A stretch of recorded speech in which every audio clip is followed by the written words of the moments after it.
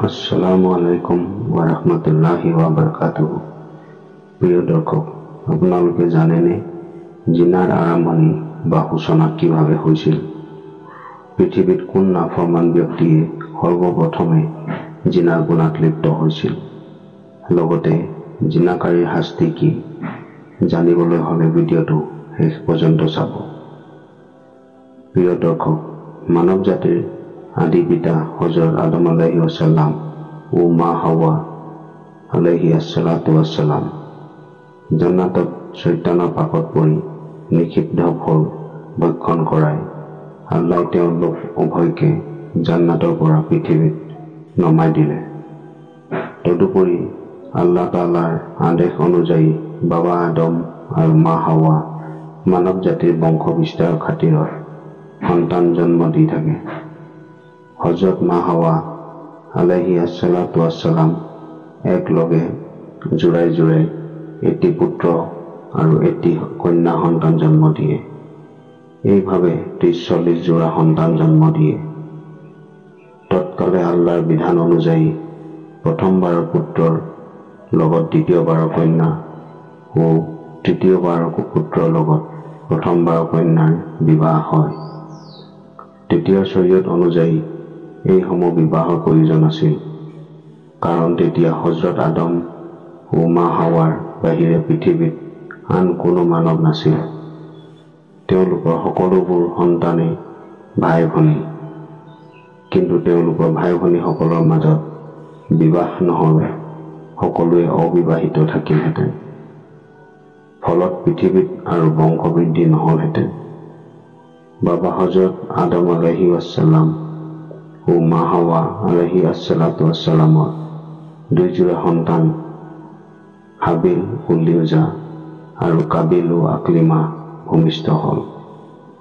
শৰীয়ত অনুযায়ী প্ৰথম তৰফৰ সন্তান হাবিলৰ লগত দ্বিতীয় তৰফৰ কন্যা সন্তান আকলিমাৰ বিবাহ আৰু দ্বিতীয় তৰফৰ পুত্ৰ সন্তান কাবিলৰ লগত প্ৰথম তৰফৰ কন্যা সন্তান লিউজাৰ বিবাহ স্থিৰ হল। কাবিলৰ যজা ভনীয়েক আকলিমা আছিল হাবিলৰ জোৰা ভনীয়েক লিউজাতকৈ বহুত বেছি ধুনীয়া। যদি কিন্তু কাবিল তেওঁৰ জোৰা ভনীয়েক আকলিমাক বিবাহ কৰায়, কাৰণ আকলিমা আছিল অপৰূপ সুন্দৰী। কিন্তু তেতিয়া শৰীয়ত মতে সেইটো বৈধ নাছিল। হযৰত আদম আলাইহিছ সালামে তেওঁৰ পুত্ৰ কাবিলক বুজাবলৈ বহুত চেষ্টা কৰিছিল, কিন্তু কাবিল তাৰ সিদ্ধান্তত অটল। বাবাৰ নিৰ্দেশ আমল নকৰিলে।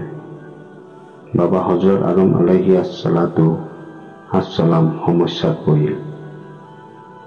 এনে সময়তে আল্লাহৰ নিকট হোৱাৰ আদেশ আহিল, হাবিল ও কাবিল উভয়কে আল্লাহৰ বাস্তে কুৰবানী দিয়াৰ।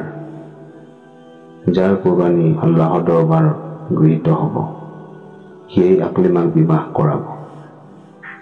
কাবিল কৃষি কাৰ্য কৰিছিল, ফলত কিছু গম ও শাক পাচলি আল্লাহৰ বাস্তে উৎসৰ্গা কৰিছিল, আৰু হাবিল ছাগলী চৰাইছিল। সেয়েহে এটা শকত আবত ছাগলী আল্লাহৰ নামত উৎসৰ্গা কৰিছিল। গতিকে তেওঁলোক উভয়ে এখন পাহাৰত থৈ আহিছিল। লক্ষণীয় এই যে কৃষি আৰু পশুপালন পৃথিৱীৰ সূচনা কালৰে পৰা চলি আহিছে। আল্লাহ তাআলাই পৃথিৱী আবাদ কৰাৰ বাবে প্ৰয়োজনীয় জ্ঞান নবীসকলৰ মাধ্যমে মানৱ জাতিক শিকালে। অথচ আমি মানৱ জাতিয়ে কল্পনা প্ৰসিদ্ধ ভুল ইতিহাস পঢ়ি থাকোঁ।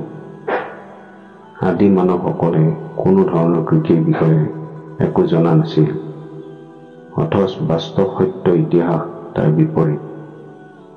অথচ হাবিল কাবিল উভয়ৰ কুৰবানী পাহাৰত জমা ৰখা হল। তেতিয়াৰ নিয়ম অনুযায়ী আকাশৰ পৰা অগ্নিশিখা আহি যাৰ কুৰবানী পুৰি দিব, তাৰ কুৰবানী কবুল বুলি বিবেচিত হৈছিল, আৰু যাৰ কুৰবানী অলৌকিক অগ্নিশিখাই পুৰি ছাই নকৰে, তাৰ কুৰবানী কবুল হোৱা নাই বুলি বিবেচিত হৈছিল। নিয়ম অনুযায়ী এটি অগ্নিশিখা আহি হাবিলৰ ছাগলী পুৰি দি গ'ল আৰু কাবিলৰ শাক পাচলি যথাযথ পুৰিয়ে থাকিল। কথাটো এইটো, হাবিলে যে আকলিমাক বিবাহ কৰাব সেইটো নিৰ্ধাৰিত হ'ল। হাবিল আছিল সহজ সৰল প্ৰকৃতিৰ আৰু ধাৰ্মিক, লগতে কাবিল আছিল শয়তানৰ অনুগামী আৰু হিংস্ৰুক। কাবিলৰ কুৰবানী গ্ৰহণ নোহোৱাৰ বাবে তাৰ মনত হিংসাৰ উৎপত্তি হ'ল। কাবিল ইমানেই উত্তেজিত হ'ল যে সি হাবিলক হত্যা কৰাৰ সিদ্ধান্ত ল'লে আৰু এদিন সি হাবিলক হত্যা কৰিলে। ফলত ক্ষতিগ্ৰস্তসকলত অন্তৰ্ভুক্ত হয়। এইটোৱে আছিল পৃথিৱীৰ ইতিহাসৰ সৰ্বপ্ৰথম মানৱ হত্যা। হাবিলৰ হত্যাৰ পাছত কাবিলৰ মনত ভয় হ'ল যে পিতৃয়ে এই বিষয়ে গম পালে ইয়াৰ কঠিন বিচাৰ হ'ব। সেয়ে হাবিলৰ মৃতদেহক কি কৰা যায় বা তাৰ মৃতদেহক ক'ত লুকুৱাব পৰা যায় তাৰ কথা সি চিন্তা কৰিব ধৰিলে। প্ৰিয় দৰ্শক, আজিও হত্যাকাৰীসকলে একেই ধৰণে চিন্তা কৰে। বৰ্ণিত আছে যে কাবিল তাৰ ভায়েক হাবিলৰ মৃতদেহক 40 দিন পৰ্যন্ত কান্ধত বহন কৰি বিভিন্ন ঠাইত ঘূৰি থাকে, কিন্তু কি কৰিব একো বুজিব পৰা নাছিল। এই অৱস্থাতে কাবিলে দেখা পালে যে আকাশত দুটা কাউৰী পৰস্পৰ কাজিয়া কৰি আছিল আৰু এটাই আনটোক মাৰি পেলালে। তাৰ পাছত জীৱিত কাউৰীটো মাটিত নামি এটা গাঁত কৰি মৃত কাউৰীটোক গাঁতত পুতি ওপৰৰ মাটি সমান কৰি গুচি গ'ল।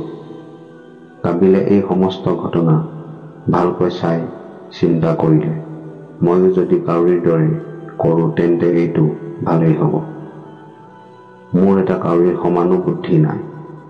তাৰ পাছত কাবিলে কাউৰী প্ৰদৰ্শিত নিয়মত মাটি খান্দি হাবিলৰ মৃতদেহ মাটিত পুতি গুচি গ'ল। তাৰ অলপ সময়ৰ পাছত আল্লাহ তাআলাই এনে এটা কাউৰী প্ৰেৰণ কৰিলে।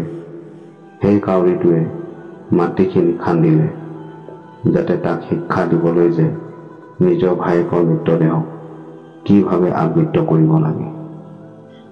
সি ক'লে, আফচোচ, মই এটা কাউৰীৰ সমানো হ'ব নোৱাৰিম যে মই নিজৰ ভাতৃৰ মৃতদেহক মাটিৰে ঢাকিবও নোৱাৰিলোঁ, আৰু অনুতাপ কৰিবলৈ আৰম্ভ কৰিলে। তাৰ পাছত উক্ত নিয়মে সি তাৰ ভাতৃ হাবিলৰ দেহক দফন কৰি পেলালে আৰু নিজে খুবেই লজ্জিত হ'ল। পাপিষ্ঠ কাবিল ঘৰত ঘূৰি আহি তাৰ ভনীয়েক আকলিমাক লৈ ঘৰৰ পৰা পলাই গ'ল।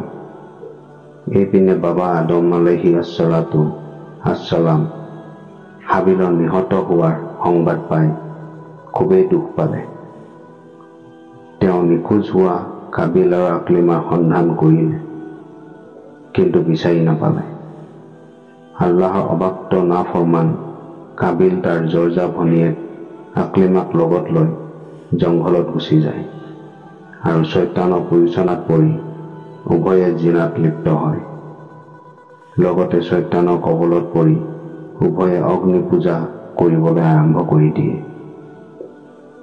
তাৰিখৰ বৰ্ণনা অনুযায়ী কাবিল ও তাৰ জৰ্জা ভনীয়েক আকলিমাই সৰ্বপ্ৰথমে পৃথিৱীত জিনাত লিপ্ত হয় আৰু তেওঁলোকে প্ৰথমে প্ৰকৃতি পূজা আৰম্ভ কৰে। এইপিনে হজৰত আদম আলাইহিছ ছালামে দীৰ্ঘদিন কন্দা কটা কৰে। অৱশ্যে আল্লাহ তাআলাই হাবিলৰ পৰৱৰ্তী এটা পুত্ৰ সন্তান দান কৰে, যাৰ নাম হ'ল শীছ। মহান আল্লাহ তাআলাই তাকে নবুৱতে সন্মান মৰ্যাদা দান কৰে। হজৰত আদম আলাইহিছ ছালামৰ হায়াতে জিন্দেগী শেষ হৈ আহিল। তেওঁ নিজৰ সকলো কন্যা সন্তান আৰু পুত্ৰ সন্তানসকলক মাতি পৰস্পৰ সমভাৱে আৰু সৎভাৱে চলাৰ উপদেশ দিলে। তেওঁ ক'লে যে তেওঁ মৃত্যুৰ পাছত শীছ তাৰ প্ৰতিনিধি হ'ব। তাৰ উপদেশ মতে চলাৰ সকলোকে পৰামৰ্শ দি তেওঁ চিৰ বিদায় ল'লে। আদি পিতা আদম আলাইহি আসসালাতু আসসালাম ইন্তেকালৰ পাছত হজৰত শীছ আলাইহি আসসালাতু আসসালাম তেওঁৰ প্ৰতিনিধি হ'ল।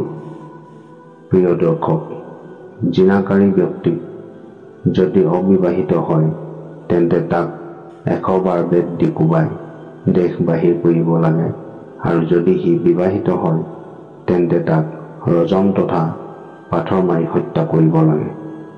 আৰু অৱশ্যেই এই শাস্তি জনসাধাৰণৰ সন্মুখত কাৰ্যকৰী কৰিবলগীয়া হয়।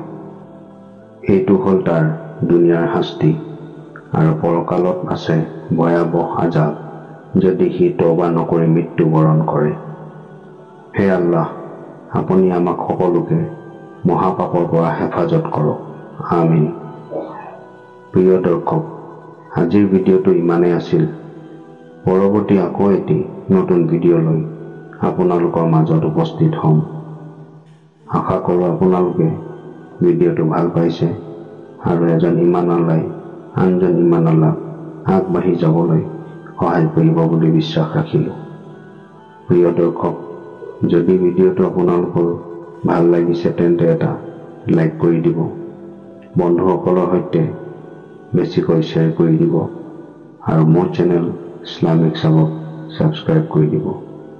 লগতে কাষত থকা বেল আইকনটো টিপি দিব যাতে মোৰ সকলোবোৰ নতুন ভিডিঅ' নটিফিকেশ্যন সকলোতকৈ আগত আপুনি পায়।